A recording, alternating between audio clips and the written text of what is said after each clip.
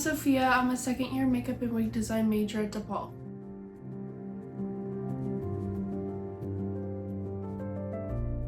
I feel most drawn to makeup and wig design because I like the process of making wigs, and I like doing ventilation, which is tying hair into the lace.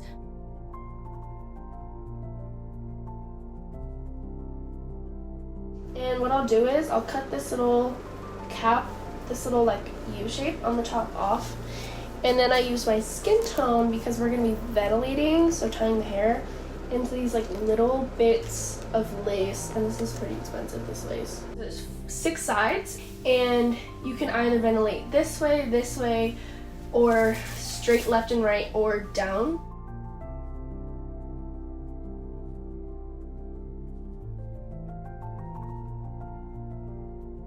Basically, these are some supplies that you need for a wig. This is the lace. So to start, I get this little cap is what I'm using for my project in the same color as the hair. So this is the more expensive hair, and I'll use around the bottom. I'll do 1 layer of this, and then I'll do a layer of this, and then another layer of this, and it'll blend together to make the hair color that I want.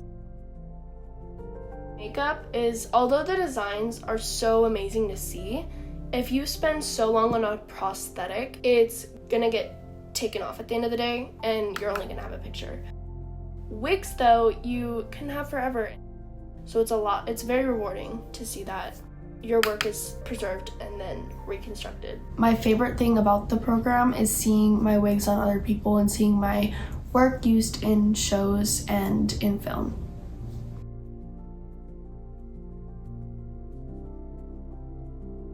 So I initially started with makeup and wig design at a young age with the American Girl dolls. I used to like to do their hair. I had a small business where I would do my friends' dolls' hair, and then it evolved into me doing their hair for like semi-formal and formal, and like these little dances at like the local civic center.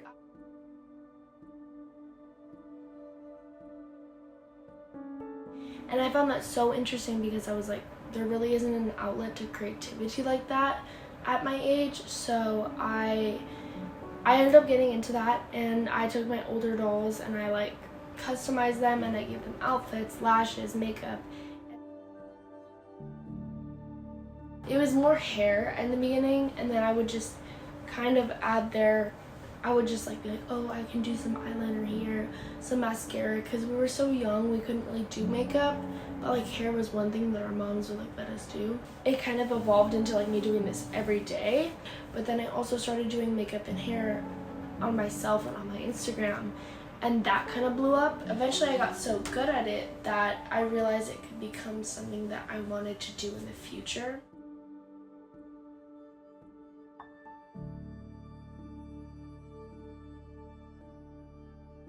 The first few signs were like, I liked Dora the Explorer, which is so random. When I was first born, obviously I didn't know what gender I was. My parents never really forced it on me. They never really like were talking about you have to be a boy, you have to be a girl. And then when I was like 3 or 4, I kind of expressed that I wanted to be a girl because I went to preschool, and it was very like boy, and there was girl, and there was dress up time, and the boys were princes and the girls were princesses, and I would always choose princess.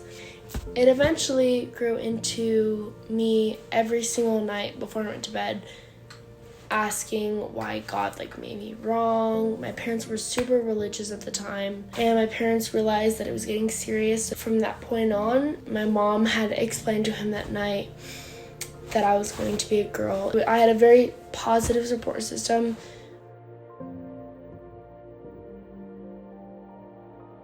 Right before COVID hit, there was a lot of bullying that was happening.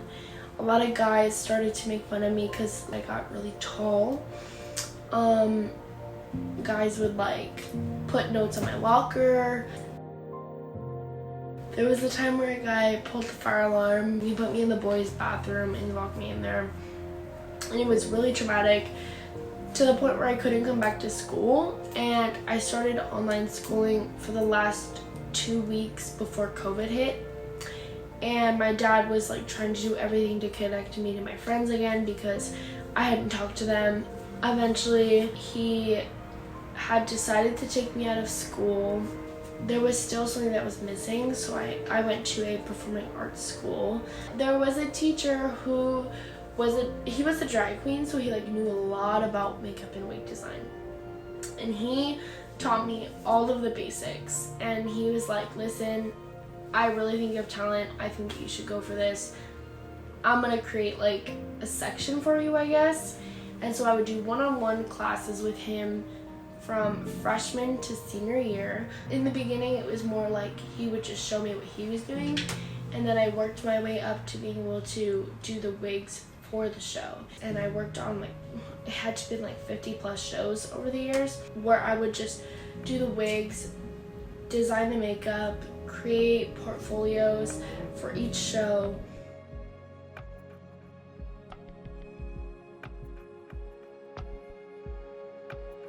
I ventured out into other theaters that would pay me, and I started to do makeup and wigs for them. And then I realized this was something that I could really get paid for. So it was almost a given at that point of college that I was like, okay, makeup and wig design is my first bet, and then fashion is my second. And DePaul was the like holy grail, like every girl wanted to get into it. And I didn't think I'd get into DePaul, and then I got the email a few weeks after I had my bottom surgery, and I was literally in a hospital bed, like unable to do anything. And my mom was like, you got an email from DePaul, you got in, like you got the position at DePaul.